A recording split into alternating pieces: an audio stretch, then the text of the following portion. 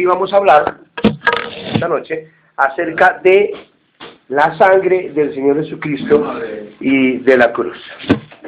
Entonces, ¿cuál es la vida cristiana normal, si pudiésemos llamarlo de alguna forma así?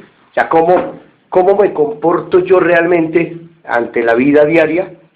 Realmente cuando yo vengo a Cristo es que Dios me normaliza, porque afuera los locos son los de afuera, por así decirlo, que hacen toda clase de cosas como emborracharse, como etcétera, etcétera, ustedes ya saben, esos son los loquitos. Cuando venimos al reino de Dios, el reino de Dios nos normaliza. Hacemos bien al comienzo en considerar cuidadosamente este tema. El objeto de estos estudios que vamos a ver desde aquí y aquí hacia allá, no sé si sean 7, 8 o 10, es demostrar que algo muy diferente de la vida del cristiano común, verdaderamente una consideración de la palabra de Dios. El Sermón del Monte, por ejemplo, debería conducirnos a preguntar si tal vida ha sido alguna vez vivida sobre la tierra, salvo únicamente por el Hijo de Dios mismo. Pero en esta última frase está precisamente la contestación a nuestra pregunta. El apóstol Pablo nos da su definición de la vida cristiana normal en Gálatas 2:20. ¿Qué dice? Ya no vivo yo, mas Cristo vive en mí. He aquí su resumen de la vida cristiana. Es eso. Yo no soy, Él es en mí. Normalmente, hablando con cantidades de personas, hoy hablaba con una persona y me dice, me acabé de venir de un encuentro. Él vende cositas en los buses. Y me dice, don Ramiro, quiero que me aconseje usted. Estas muñequitas, yo digo que yo las hago, pero en realidad yo no las hago. Esa es una mentira que me quita, me perjudica en la vida cristiana. Yo quiero ser un cristiano honrado, honesto y no mentiroso. ¿Usted qué opina? Entonces yo lo miré y él se está midiendo por el árbol del bien y del mal. No se está midiendo por el árbol de la vida. No se está midiendo por esto que estamos hablando. Es Cristo el que vive en mí. ¿Qué opina él? No, sino yo qué tengo que hacer, yo algo para agradar a Dios. Yo lo llevé y le dije, pues me reí un poquito y le dije, ¿y usted qué opina del asunto? Dijo, ¿cómo así? Le dije, sí. ¿Qué le dice su conciencia? Entonces me dijo que está mal. Le dije, está mal. Ya, se acabó. Digo, gracias, don Ramiro, no sabe si su conciencia lo acusa, está en dificultades. ¿Sí ve? ¿Por qué? Porque ya comienza él a tener conciencia de lo bueno y lo malo. Antes todo era pecado. Ahora una mentira chiquita, ella la está midiendo. ¿Sí se fija? ¿Por qué? Porque el Espíritu Santo comienza a obrar en su vida. Ya no vivo yo, es Cristo el que vive en mí. Solamente una respuesta tiene Dios para cada problema humano. Solamente una respuesta. Por eso estoy hablando de que esto se complica el asunto entre más pasan los días. Su Hijo Cristo, en todo su proceder con nosotros, Él obra desplazándonos a nosotros. Él obra desplazándonos a nosotros y colocando a Cristo en su lugar.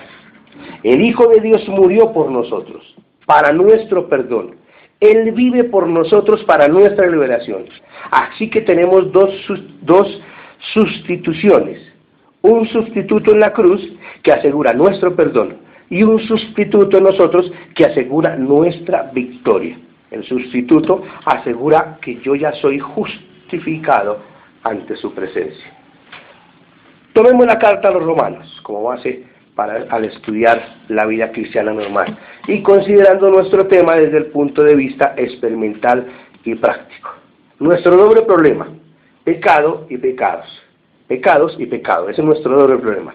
Los primeros 8 capítulos de Romanos forman una unidad. En primer lugar, será de ayuda destacar que esta sección de Romanos se divide en 2 partes y notar a la vez la sorprendente diferencia entre los temas de cada una de ellas. La primera termina en el verso 11 del capítulo 5, la primera parte, y la segunda en el fin del capítulo 8. La primera se dirige a los pecadores y la segunda a los creyentes. Y hay considerable diferencia entre las dos. Por ejemplo, en la primera sección se usa la palabra pecado repetidamente, pecados repetidamente, en la primera sección. En la segunda casi nunca. en la primera sección tenemos pecados en plural y en la segunda tenemos pecado en singular. ¿Por qué esto? ¿Por qué? Porque en la primera sección es cuestión de los pecados que hemos cometido ante Dios. Por eso Él dice que encerró a todo el mundo bajo pecado para que Él pueda manifestar su justicia y pueda hacer evidente la justicia de Dios. Que se puede enumerar, mientras en la segunda es asunto del pecado como principio de vida en mí. Entonces ahí es donde Pablo dice, miserable de mí. Ahí es en el capítulo 7 culminando, ¿quién me librará de este cuerpo de pecado? ¿Quién? No importa cuántos pecados cometo, es siempre el mismo principio del pecado, de pecado que conduce a ellos. Lo primero necesita perdón, lo primero. Lo último, liberación, que es diferente al perdón, ¿cierto? Aunque alcance perdón por todos mis pecados, todavía por causa de mi condición de pecador, no gozo de constante paz del alma, que es la que debería tener. Cuando al comienzo la luz divina penetra en mi corazón, mi único clamor es por perdón, porque reconozco que he cometido pecados a su vista. O sea, que hay un montón de pecados y reconozco eso. Pero una vez recibido el perdón de pecados, descubro algo nuevo, a saber, el pecado. Y me doy cuenta que no solo he cometido pecados delante de Dios, sino que algo anda mal en mí. Hay inclinación interior hacia pecar. Lo que quiero hacer no lo hago. Y cuando no quiero agradar, eso sí, lo hago. Un poder que me lleva al pecado, me conduce al fruto, que es el pecado. Cuando ese poder me vence, cometo pecados. Puedo buscar y recibir perdón, pero luego peco de nuevo. Puedo buscar y recibir perdón, pero luego peco de nuevo, constantemente, todos los días. Así sigue la vida. Es un círculo vicioso, pecando y siendo perdonado, pecando y siendo perdonado, y volviendo a pecar, etc. Aprecio el perdón divino, pero ansío algo más que eso. O sea, yo ya no tendría que estar en esta clase de cosas cuando yo ya tengo 20 años de ser cristiano. Yo no me puedo liberar de algo. Yo quiero seguir al Señor con todas mis fuerzas. Eso me lo dice mi espíritu. Pero resulta que mi actuación no es así. Mi actuación es otra. Necesito liberación de eso que está consumiéndome adentro. Necesitamos perdón por lo que hemos hecho, pero también necesitamos liberación de lo que somos. ¿Sí ve la diferencia tan grande en ese punto? El remedio doble de Dios, que es un remedio, que es cuando se incorpora a la redención, la sangre y la cruz. Así, en estos primeros 8 capítulos de Romanos, se nos presentan 2 aspectos de la salvación, 2 aspectos, perdón de pecados y la liberación del pecado. Ahora debemos notar otra diferencia. En la primera parte, del 3 al 25 y 5:9, se menciona la sangre del Señor Jesús, pero nunca la cruz. En la segunda parte, en el versículo 6 del capítulo 6, se introduce un nuevo tema, el ser crucificado con Cristo. La enseñanza de la primera parte se centraliza en aquel aspecto de la obra del Señor Jesús representado por la sangre, derramada para nuestra justificación por la remisión de pecados. Estos términos no se usan en la segunda sección, donde la enseñanza se centraliza ya en el aspecto de su obra presentado por la cruz, es decir, por nuestra unión con Cristo en su muerte, sepultura y resurrección. ¿Por qué esa distinción? ¿Por qué? Es que la sangre trata con todo aquello que nosotros hemos hecho, mientras que la cruz procede con lo que nosotros mismos somos. La sangre es para expiación y tiene que ver con nuestra posición ante Dios y nuestro sentido de pecado. La sangre puede quitar, remitir pecados, pero queda el viejo hombre. Se necesita la cruz para crucificarme a mí, el pecador. O sea, para coger, es como, la cruz vendría a ser como la bomba que se le coloca a la fábrica allá. Es la única forma, no hay otra forma, es como una granada que trata con mi vida. Para eso, sí, Dios tiene que utilizar varios medios, como el sufrimiento, como ¿qué más? La prueba, cosas, problemas con la familia, problemas de enfermedad, hasta que yo aprenda a depender de Él y comience a declinar mi actitud. Sí, porque ahí es cuando yo paso a creer que haciendo cosas buenas puedo agradar a Dios. O sea, que rezando y empatando, por así decirlo. Pero no es así. Cada vez me meto en más serias dificultades. Sí. El problema de nuestros pecados. Todos pecaron, dice Romanos 3:23. Mas Dios muestra su amor para con nosotros, que siendo aún pecadores, Cristo murió por nosotros. Pues aún más estando ya justificados en su sangre, por Él seremos salvos de su ira. Romanos 5, 8 y 9. Siendo justificados gratuitamente, dice Romanos 3, 24, 2 y 5, por su gracia, mediante la redención que es en Cristo Jesús, a quien Dios puso como propiciación por medio de la fe en su sangre, para manifestación de su justicia, a causa de haber pasado por alto en su paciencia los pecados pasados. Pasarlos en su paciencia por su justicia, que fue, por así decirlo, en Cristo Jesús. Comenzamos pues con la preciosa sangre del Señor Jesucristo y su valor para nosotros, en tratar con nuestros pecados y justificados a la vista de Dios. Más adelante en nuestro estudio, o nuestros estudios que vamos a atender, tendremos razón de mirar detenidamente la verdadera naturaleza de la caída del hombre y el modo de recuperarse. Ahora, recordemos que cuando vino el pecado, encontró expresión en un acto de la desobediencia a Dios. Y debemos recordar que siempre que esto ocurre, lo que inmediatamente sigue es la conciencia de culpa. Esa conciencia es la que este muchacho me hablaba. ¿Qué hago? ¿Miento o no miento? Pues eso es un pecado chiquito y es un pecado piadoso, me digo.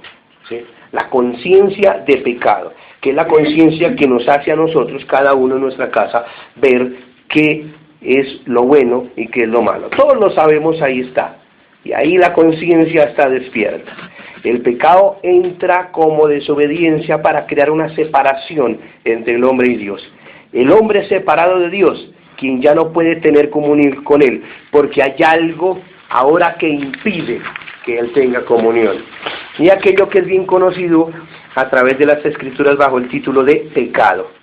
Es Dios en primer término que dice: todos están bajo pecado. Es Dios en primer término que dice: todos están bajo pecado. Romanos 3:9. Entonces aquel pecado en el hombre, que en lo sucesivo constituye una barrera a su comunión con Dios, da lugar en él a un apetito de culpa, de alejamiento de Dios. Aquí es el hombre mismo quien, con la ayuda de su conciencia, despierta y dice: he pecado. Pero más aún, el pecado provee a Satanás su motivo de acusación ante Dios, mientras que nuestro sentido de culpa le da su motivo de acusación en nuestros corazones. Así que, en tercer lugar, Él es el acusador de los hermanos.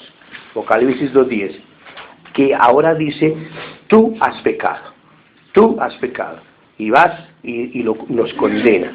Por consiguiente, para redimirnos y volvernos al propósito eterno de Dios, al original, el Señor Jesús debía hacer algo acerca de estas tres cuestiones: el pecado, la conciencia de culpa y la acusación satánica contra nosotros. En primer término, correspondía tratar con nuestros pecados, y eso fue afectado por la preciosa sangre de Cristo. Luego de tratar nuestra culpa, tranquilizando nuestra conciencia culpable, por la demostración del valor de aquella sangre y el ataque del enemigo, tiene que ser afrontado y sus acusaciones contestadas. En la Escritura, la sangre de Cristo aparece operando en tres maneras. La sangre de Cristo: hacia Dios, hacia el hombre y hacia Satanás. Hacia Satanás, mostrándole una cosa. Por consiguiente, hay una necesidad absoluta de apropiar estos tres valores de la sangre. Si debemos seguir adelante, miremos pues estos tres asuntos más detenidamente. Quiero decirles algo antes de que sigamos. En cuanto a la sangre se tienen muchos mitos, incluso hay en muchas congregaciones, y yo recuerdo que mi mamá la tenía la sangre como un amuleto. Cuando algo iba a pasar, entonces ella invocaba: sangre de Cristo, cúbreme. ¿Sí? Y la sangre no es para eso. La sangre no sirve para muchas cosas. Y la sangre no es para que nosotros entendamos el asunto de la sangre. Eso es otro cuento, ¿verdad? Vamos a mirar qué es la sangre y cuál es su significado para nosotros, y en realidad qué tiene que ver el asunto de nuestra redención. La sangre es para expiación y tiene que ver primeramente con nuestra posición delante de Dios. La sangre, ojo. Y la posición es mi posición frente a Él. Necesitamos perdón por los pecados que hemos cometido para que no caigamos bajo juicio. Y son perdonados. No porque Dios pasa por alto lo que hemos hecho, a lo que yo intenté decir antesitos, sino porque Él ve la sangre. La sangre pues no es primeramente para nosotros, sino para Dios. Y eso tiene que quedar claro. Si quiero entender el valor de la sangre, debo aceptar la importancia que Dios le da. Y si no conozco algo del valor atribuido a la sangre por Dios, nunca sabré su valor sobre mí. Resumamos. La sangre no es para que yo la entienda. La sangre no es para mí. La sangre tiene un valor para Dios. Él es el que la valoriza. Porque si yo valorizo la sangre, automáticamente o le quito o le doy o no la coloco en el lugar que es, ¿cierto? Entonces la sangre no es para que yo la entienda. En el calendario del Antiguo Testamento hay un día que tiene mucha importancia en el asunto de nuestros pecados: el día de la expiación. Cuando yo entiendo eso del tabernáculo que yo les mostré el domingo y otras cositas, muchas de las cosas de la sangre de Cristo toman coherencia. Ninguna cosa explica esta cuestión de pecados tan claramente como la descripción de aquel día. En Levíticos 16 encontramos que en el día de la expiación se llevaba la sangre de la ofrenda por el pecado al lugar santísimo. Y allí era esparcida ante el Señor 7 veces. Esto debemos entenderlo muy claramente. En aquel día la ofrenda por el pecado fue presentada públicamente sobre el altar en el atrio del tabernáculo. Todo estaba a plena vista sobre el altar y podía ser visto por todos, pero el Señor mandó que ningún hombre entrara en el tabernáculo mismo, aparte del sumo sacerdote. Fue él solo quien tomó la sangre y, entrando en el lugar santísimo, la esparció allí para hacer expiación ante el Señor. ¿Por qué? Porque el sumo sacerdote es una figura del Señor Jesús en su obra redentora. Hebreos 9, 11 y 12. Así que en representación, Él era quien hacía la obra y ninguno, salvo Él, podía ni siquiera acercarse para entrar. Aún más, agregado a su entrada, no había más que un solo acto, a saber, la presentación de la sangre a Dios como algo que Él había aceptado, algo que Él podía hallar satisfacción. Fue una transición entre el sumo sacerdote y Dios en el lugar santísimo, lejos de los ojos de los hombres que habían de beneficiarse por ella. El Señor lo requería. La sangre es pues en primer lugar para Él, la sangre. Ya anteriormente en Éxodo 12 y 13 tenemos el derramamiento de la sangre del Cordero. Anteriormente a esta situación que se veía cada año, que era lo que yo les decía a ustedes, que el Señor les da mandamientos a los israelitas y les dice: yo nunca les mandé que hiciesen eso que estamos hablando, nunca. Lo que pasa es, por así decirlo, que ustedes tomaron eso de otra manera. O sea, Dios mandó que lo obedecieran, que anduvieran en sus caminos, que le hicieran todo lo que Él decía que hicieran, y serían prosperados. Y que por si acaso pecaban, al año tenían la oportunidad, con un corderito, de expiar ese pecado. El pueblo entendió lo contrario. Miren lo astutos que somos nosotros. El pueblo entendió, así como nosotros, que nosotros podemos hacer lo que se nos da la gana, a desobedecer al Señor y salirnos con la suya. Ay, como pues ahí tenemos el perdón, ¿sí? Eso entendió el pueblo. Entonces el pueblo que entendió que él debía brinconearse todo un año y que como al final de año pues tenía el cordero, pues listo, empataba. No. En primer lugar era la sangre para el Señor. Eso era anteriormente, en Éxodo 13. Tenemos el derramamiento de la sangre del cordero pascual en Egipto para la redención de Israel. Esta pienso que es una de las mejores figuras en el Antiguo Testamento de nuestra redención. La sangre fue puesta sobre el dintel y en los postes de las puertas, mientras que la carne del cordero se comió dentro de la casa. Y Dios dijo: veré la sangre y pasaré de vosotros. Cuando yo recibo revelación de esa frase del Señor Jesucristo, o de Dios mismo, automáticamente me entra una calor especial. Dice, veré la sangre y pasaré de vosotros. He aquí una ilustración del hecho de que no era el propósito que la sangre fuera presentada a nosotros, no, sino a Dios. Porque la sangre fue puesta en el dintel y en los postes donde los que hacían la fiesta dentro de la casa no la verían. Adentro, ¿qué se estaba haciendo? Comiendo y haciendo otras cosas. Mientras afuera, allá, a la parte de allá del poste, estaba la sangre. Es la santidad de Dios, la justicia de Dios, que demanda que una vida sin pecado sea sacrificada en beneficio del hombre.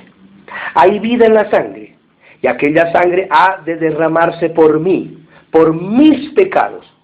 Dios es el que requiere que sea así. Dios es aquel quien demanda que la sangre sea presentada para satisfacer su propia justicia.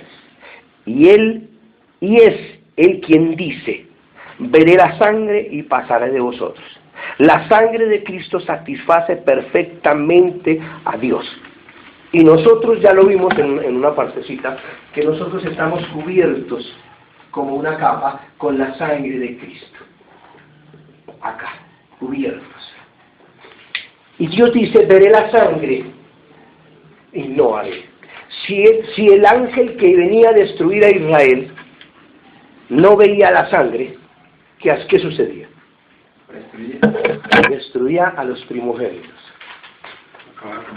Acababa con los primogénitos. Eso mismo se ve en Números con lo de Balaam, ¿cierto? Que cuando el Señor dice que tu pueblo, que ve que su pueblo que es bueno, que es perfecto, que no ha pecado, y pues todo lo que había hecho el pueblo, pero el Señor dice, y ahí lo ves a través de la sangre. A través de Cristo. Ya lo ve como su pueblo que Él ya dijo que iba a ser. Correcto. Por eso, a pesar de, y a Él no le dio mandamientos, a pesar de que Él no dio mandamientos, y hicieron lo que se les dio la gana, igual que nosotros, renegábamos y hacemos muchas cosas todavía. Aún así Dios, su misericordia está extendida hacia nosotros. Por eso cuando veré la sangre y pasaré de vosotros, terrible, porque Dios, nuestra vida está escondida en Cristo y en su sangre preciosa. La sangre y el acceso al creyente. Aquí es donde yo ya les he hecho hartas figuritas y quiero recordarles esas figuras que les he hecho varias veces. Una de las figuras que les he hecho es ya de otra manera, hacia allá. Y la sangre me permite un acceso constante a la presencia de Dios en mi caminar. Me hace. Eso lo voy a explicar un poquito la otra semana con un poquito más detalle, si no, y quiero que pasemos un poquito más rápido el asunto. La sangre ha satisfecho a Dios, ya. Dios también debe satisfacernos a nosotros. Tiene por consiguiente un segundo valor que es para nosotros los hombres. ¿Qué tiene ese valor? La limpieza de nuestras conciencias. Cuando venimos a la epístola de los Hebreos encontramos que la sangre hace esto. ¿Qué dice? Purificado los corazones de mala conciencia. Esto es sumamente importante, porque así no andaremos, si nuestra conciencia está limpia, no andaremos en la frontera ni del bien ni el mal, ni creyendo que podamos hacer algo para agradar a nuestro Dios. No podemos hacerlo.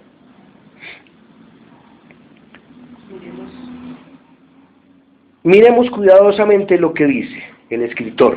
No nos dice que la sangre del Señor Jesús limpia nuestros corazones. No. Allí se detiene en su declaración. Nos equivocamos si conectamos el corazón con la sangre. Eso también lo vamos a ver en lo del alma. Voy a hacerle todas estas figuritas del corazón y de la conciencia y voy a explicar punto por punto la conciencia, cómo es de importante para nuestro Dios y para nosotros. Precisamente en ese modo puede mostrar un malentendido de la esfera en que la sangre opera si oramos. Señor, limpia mi corazón del pecado por tu sangre. Esa sería una oración. El corazón dice, Dios es engañoso más que todas las cosas y perverso. Jeremías 17:9. Es excesivamente malo para poder ser limpiado. Por tanto, Dios hace algo mejor. ¿Qué hace? Nos da uno nuevecito para estrenar.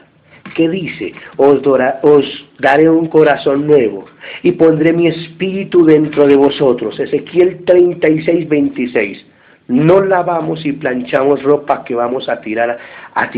Así veremos que la carne es demasiado mala para ser limpiada. ¿Qué tiene que ser? Debe ser crucificada. No hay otra. No puede ser tratada con pañitos de agua tibia. Tiene que ser crucificada. No encuentro que se diga que la sangre limpia nuestros corazones. Es verdad que aquí en Hebreos 10 la obra purificadora de la sangre tiene referencia al corazón, pero esto es en relación a la conciencia. ¿Cuál es entonces el significado de esto? Quiere decir que hay algo que intervenía entre mí mismo y Dios, y como resultado de esto tenía yo mala conciencia cuando buscaba acercarme a Él.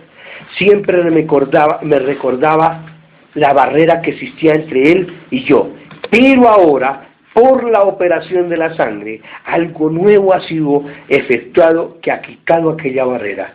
Y Dios me ha hecho conocer aquel hecho por su palabra. Cuando esto ha sido creído y aceptado, mi conciencia inmediatamente es aliviada y mi sentido de culpa quitado y no tengo más mala conciencia hacia Dios, porque ya sé cómo soy yo, reconozco que soy un pecador y que Él es mi Señor y que ya me limpió tiempo pasado hacia atrás.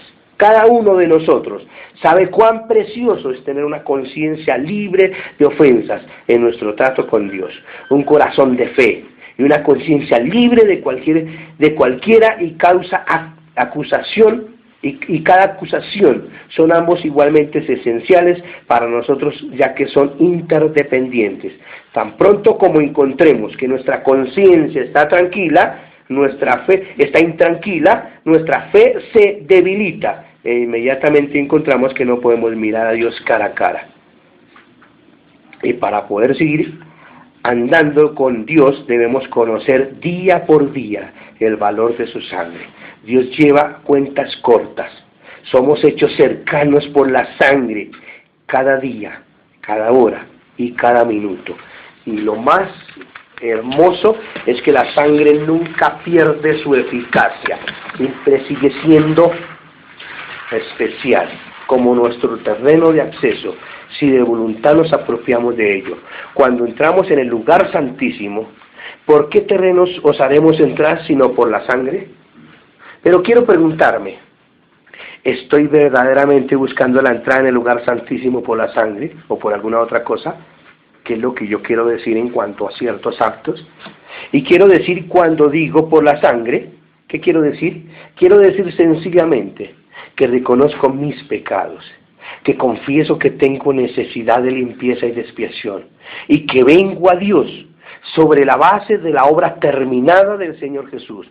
Cuando yo me acerco a Dios, lo hago únicamente por medio de sus méritos, y nunca en base a mis obras, nunca. Por ejemplo, en base a que hoy haya sido más bondadoso o paciente que ayer, y que hoy no le pegué a mi esposa, ni contesté mal, ni me airé. Nunca en base a eso. o porque haya hecho algo para el Señor esta mañana, evangelicé a un señor en la buseta. Cada vez que me allego a Él, tengo que venir por medio de la sangre. La tentación para tantos de nosotros cuando tratamos de acercarnos a Dios es de pensar que por causa de su trato con nosotros, es decir, porque Él ha estado procurando traernos a algo más de sí mismo y nos ha estado enseñando lecciones más profundas de la cruz, Él ha de presentarnos nuevas normas y que solo por alcanzarlas, estas podremos tener una conciencia limpia delante de Él. No. Una conciencia limpia nunca se basa sobre nuestro alcance espiritual y solo puede basarse en la obra del Señor Jesús y en derramamiento de sangre. Hoy hablaba con un muchacho y él me decía, casi llorando, porque le decía estas cosas, y decía, no, Dios mío, Dios me salvó de la inmundicia, yo chupaba pegante, Manuel, chupaba pegante, hacía cantidad de cosas, y yo recibía claridad sobre estas cosas, y le decía, mire, Manuelito se llama él, no, usted no era más corrompido que yo, porque por eso Dios puso a todos bajo pecado, para que ninguno pudiésemos decir algo así de chiquitico, ni sacar pechito chiquitico, porque todos, igual como usted era así de corrompido, así es este vecino que vive que es buena gente, igualito corrompido usted, que no chupa pegante, que no hace todo, pero es igual ante su presencia, la presencia de Dios, es así. Y eso es lo que nosotros, en base a eso, porque él nos comentaba anoche y nos decía que uno tiene que ayudar a la gente, y si uno ve a alguien, uno tiene que, y sí, jamás, en base a eso, así yo haga eso, puedo intentar siquiera pensar que porque yo hice determinada labor, acercarme a él como picadito, como creído, jamás. ¿Se le cuenta como pecado? Se me contaría como pecado.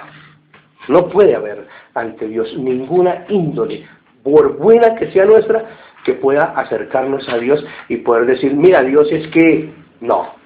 A todo momento tengo que entrar sabiendo que la sangre del Señor Jesucristo es la que me cubre, que es la base de la justicia mía, por así decirlo, porque Dios me hizo justicia ante Dios con su mano.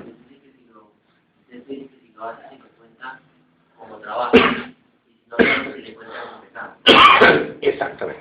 Entonces estaría en serios problemas. Entonces, Miguelito algún día me decía constantemente, me repetía eso. Sí.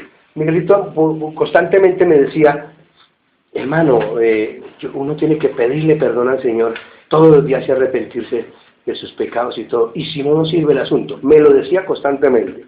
Jamás le contesté nada. Nunca le dije ni sí ni no. Pero es cierto, Miguel. Y todos nosotros, todos los días, nosotros, al estar en su presencia, tenemos que estar ahí, Señor, corticos es, porque es cada minuto mi relación con Dios, no es una relación lejana, se puede ver, es cortico el asunto. Señor, miré, Señor, hice, Señor, no hice, Señor, por favor, tu sangre preciosa, y pensando que no soy mejor yo que los de la calle del Bronx. Porque yo, bueno, es que esa gente dice, no, eso es lo que yo tengo que examinar. Que no estoy pecando a la manera de ellos no significa que no esté igualmente de corrompido a ellos. Mi carne es corrompida, mi carne es sedienta de pecado. Es lo que hablamos anoche con Miguelito, y Miguelito me decía, hermano, entonces si la salvación se pierde, yo tengo que estar cortico pidiéndole al Señor. Eso es lo que decía Pablo. Dice, yo cada día peligro, cada día estoy expuesto a muerte. Y me dice, pero ¿cómo será? ¿Será que lo persiguen, mataron? No, es eso. Yo tengo que estar constantemente en su presencia. Nosotros tenemos que vivir el día como si fuera el último día. Como si fuera el último día. Por si de pronto llega a pasar algo. Sí. Lógico porque que si le piden a uno un favor y uno no lo hace, pudiendo hacerlo, está pecando. O lo contrario, que era lo de Manuelito, o lo contrario, o como yo ya no dependo, porque mi conciencia, yo no dependo de lo mío, entonces yo de lo que haga o no haga, es de lo que mi papá me diga que haga. Entonces yo le decía a él, bueno, si viene un tipo y le pide 100 pesos o pan, o le pide eso, ¿usted se lo da? No, ¿qué hay que hacer papá, a la presencia de Dios, porque Él es la justicia, no soy yo. Yo le doy, o yo rebajaría muchas cosas con mis hermanas o con muchas personas, pero eso no es el asunto. O sea, pero toca no tan largo. No, pues Ahorita ya tenemos tiempito para hacer. Bueno, puedo estar equivocado, pero siento muy hondamente que algunos estamos pensando en términos como estos. Hoy he sido un poco más cuidadoso. Hoy no me airé en el trabajo y fui juicioso. Hoy he estado obrando un poco mejor. Esta mañana he estado leyendo la palabra con más fervor. Y yo creo que el Señor tiene un ojo ahí en mí. Ay, qué lindo, mi chinito Ramiro, cómo esté juicioso. Así que hoy puedo orar mejor. O bien, hoy he tenido algunos contratiempos con mi familia. Empecé el día un poco triste y malhumorado. En realidad no me siento muy animado. Parece que algo anda mal. Por tanto, no me puedo acercar a Dios. ¿Sí se fija lo que pensamos nosotros? Porque dentro de nuestro consciente medimos mi comunión con Dios con mi comportamiento. Oh. Y es cierto que yo peco y tengo que pedir cacao, pero no entro al Señor por esa causa. Ni le saco canas al Señor porque yo me porte de determinada manera. Pero, ¿cuál es después de todo la base de tu acercamiento a Dios? ¿Vienes a Él estribando en la insegura base de tus emociones, sintiendo que hoy has logrado algo mejor para Dios? ¿O te allegas a Él basado en algo mucho más firme? El hecho de que la sangre ha sido ya derramada y que Dios mira esa sangre y está satisfecho. Por supuesto, de existir la más mínima posibilidad de que la sangre sufriera algún cambio, la base de tu acercamiento a Dios no sería digna de confianza. Pero es que la sangre nunca ha cambiado ni nunca cambiará. Tu acercamiento a Dios, por tanto, debe ser siempre en certidumbre plena. Cualquiera que fuera tu medida de alcance hoy, ayer o el día anterior, tan pronto hagas un movimiento para entrar al lugar santísimo, inmediatamente debes tomar tu posición sobre el único terreno seguro, el de la sangre derramada. Si has tenido un buen día o un mal día, y si has pecado conscientemente o no, tu base de acercamiento es siempre la misma, la sangre de Cristo. Este es el terreno sobre el cual puedes entrar y no hay otro terreno. Hoy me porté todo el día juicioso. Trabajé, me levanté temprano, me bañé bien y bajé al taller y trabajé todo el día temprano juicioso y no dije ni una palabra y escuché todo el día a Jesús Adrián Romero. Todo el día. Y no me distraje de nada de Dios. Y si por la noche, por así decirlo, porque es un acercamiento realmente, me acerco a Dios, buena gente, como viene el día, tengo que acercarme en base a la sangre de Cristo.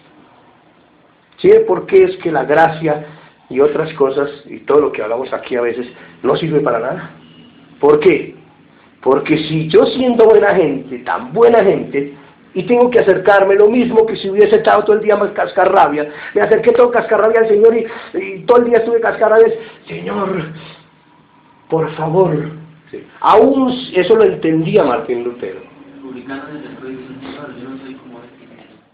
Y era buena gente ese día, daba diezmos, hacía de todo. ¿Sí ve? ¿Por qué no podemos ni juzgar en el terreno de otro, ni juzgar en eso, sino en mi propio terreno? Porque así todos nos portemos bien, todos tenemos que hacer el mismo trabajo. O sea, todos igualitos, entrar en la misma posición. ¿Sí se ve? Así haya sido mala gente o buena gente, tengo que entrar por el mismo acceso que Dios hizo, un solo camino. Por eso yo siempre coloco ese acceso constante acá. No hay otro. La cruz y su sangre para que yo tenga un acceso continuo a su presencia. No hay otra forma de hacerlo. Y en el tema de este cuerpo no tenemos de qué jactar. No, nada. Así haya leído todo el día de juicios. Mañana Dios, por eso es que Dios permite esos... Él lo permite. Para que yo, no, pero hoy estoy volando. Y al otro día, no estoy... Y al otro día, estoy volando, quiero ir a la reunión. Y al otro día, no estoy volando. ¿Sí ven? Dios permite esos altibajos en mí para que yo aprenda a depender que no es por lo bien o lo mal que yo me porte, sino es por su sangre preciosa que yo puedo tener acceso hacia allá.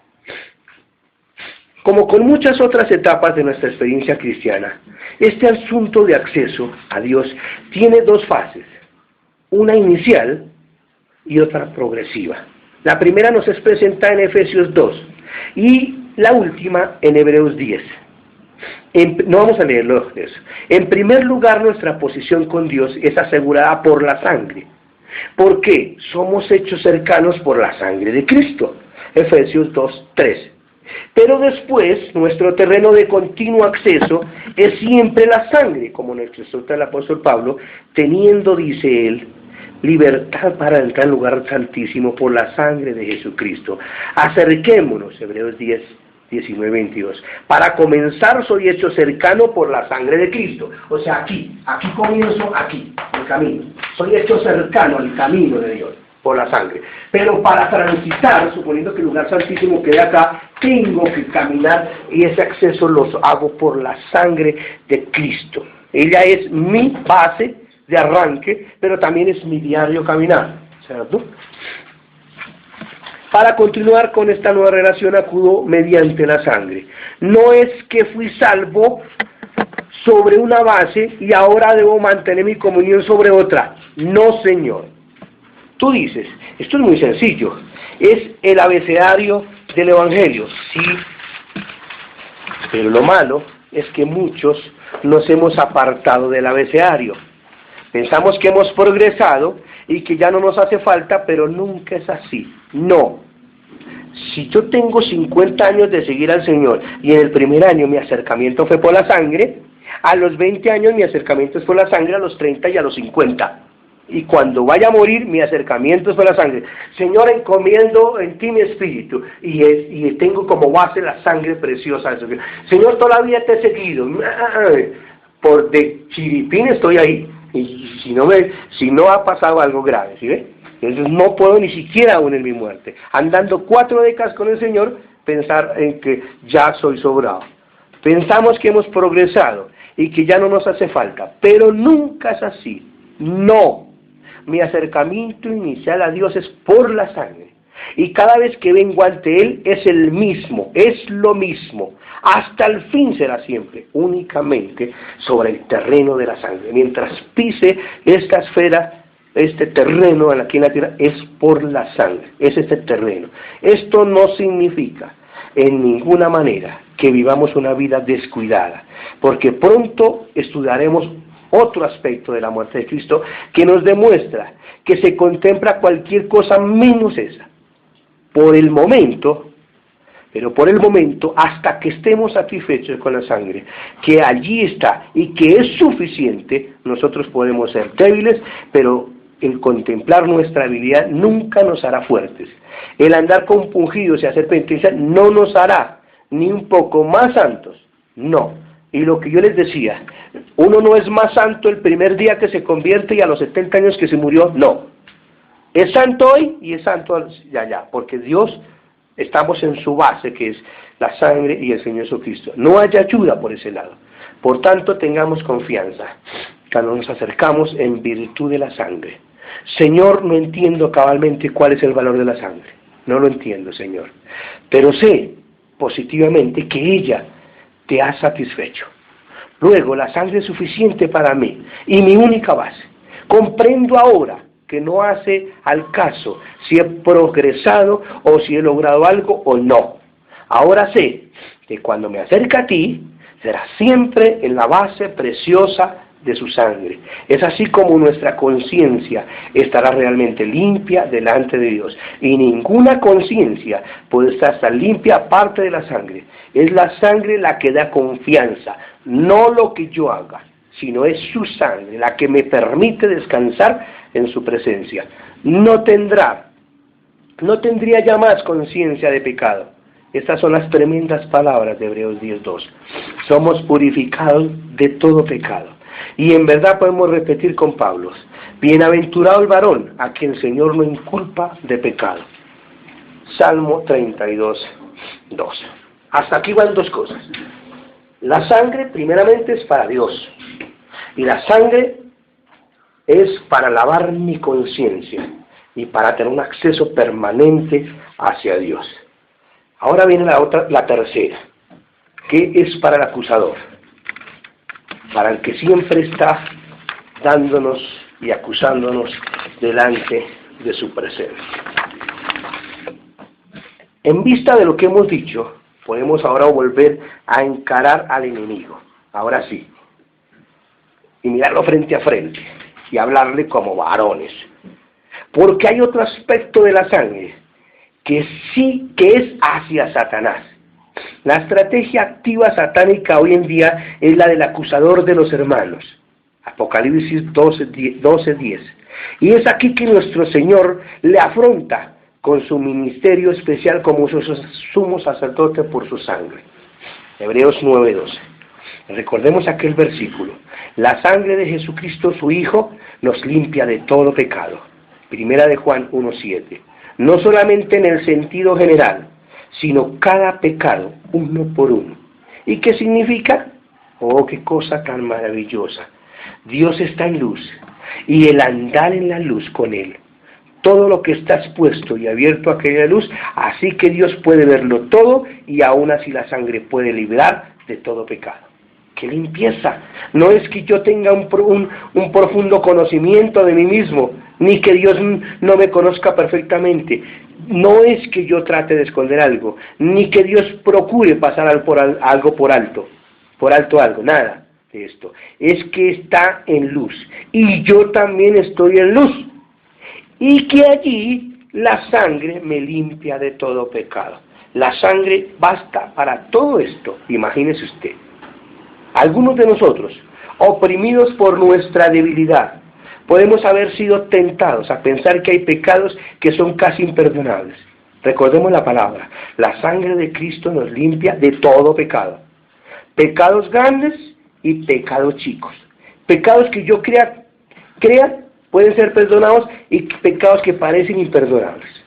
Sí, todo pecado, consciente o inconsciente, recordados o olvidados, son incluidos en aquellas palabras. Todo pecado. La sangre de Jesucristo nos limpia de todo pecado. Y lo hace así porque en primer lugar satisface a Dios, ya que Dios, viendo todos nuestros pecados en la luz, puede perdonarlos sobre la base de la sangre. ¿Qué terreno de acusación tiene Satanás? Si esto es así, Satanás puede acusarnos delante de él, pero si Dios es por nosotros, ¿quién contra nosotros? Romanos 8:31. Dios le indica la sangre de su amado Hijo. Es la contestación suficiente contra la cual Satanás no tiene apelación. Queda tapado su boca. ¿Quién acusará a los escogidos? Dios es el que justifica. ¿Quién es el que condenará? Cristo es el que murió. Más aún, el que también resucitó. El que además está a la diestra de Dios. El que también intercede por nosotros.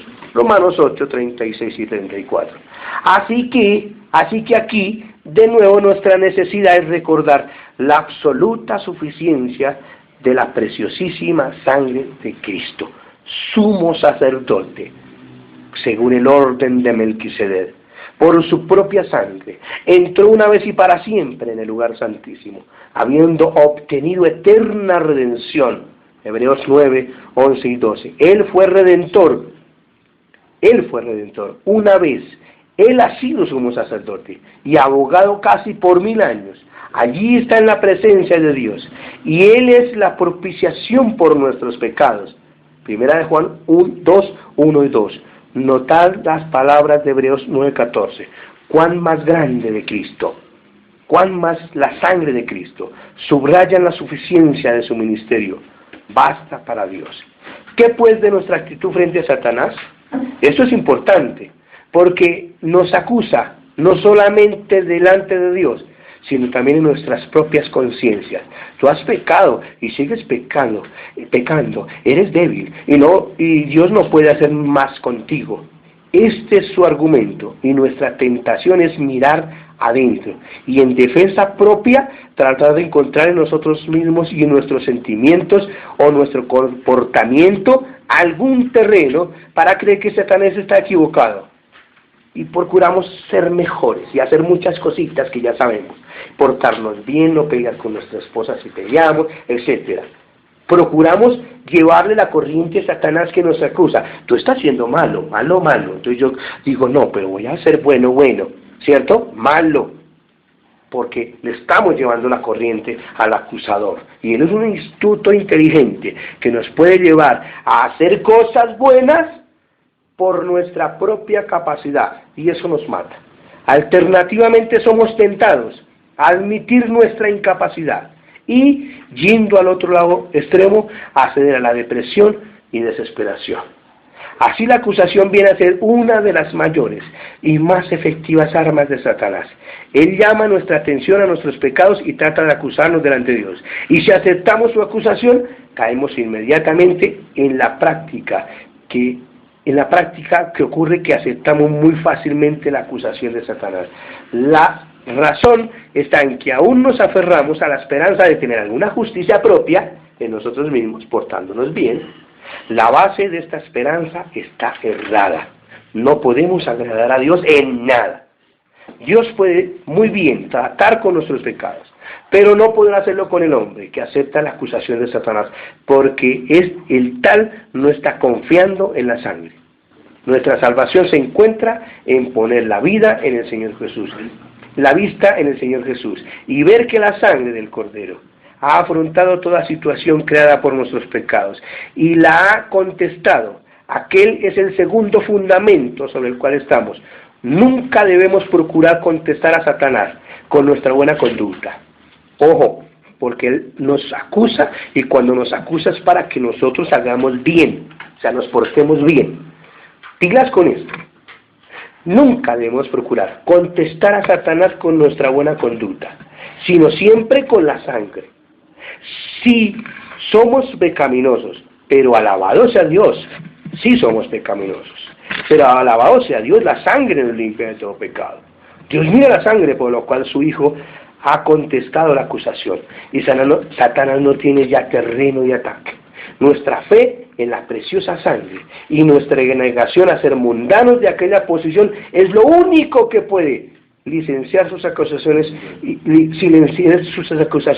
y ponerlas en derrotas. Así será hasta el fin. Apocalipsis 12:11. Oh, qué emancipación, si viéramos más del valor a la vista de Dios de la preciosa sangre de su Hijo amado. Amén. Vamos a continuar.